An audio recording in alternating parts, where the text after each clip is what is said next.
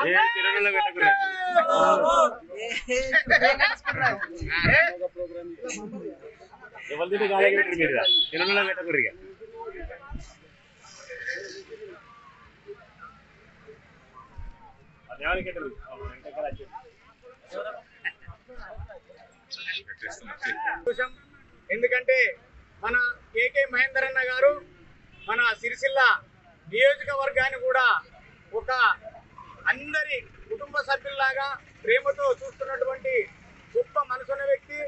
ఆ రోజులలో కూడా తెలంగాణ కోసం వారు పోరాటం చేసినటువంటి మహేందర్ రెడ్డి గారు, ఆ రోజున్న టిఆర్ఎస్ ప్రభుత్వం వారిని మోసం చేసినప్పటికి కూడా వారు ఇవాళ ఒక సిరిసిల్ల నియోజకవర్గానికి ఎదగడం అనేది ఇది అందరూ ప్రజలు కూడా గుర్తిస్తా ఉన్నారు।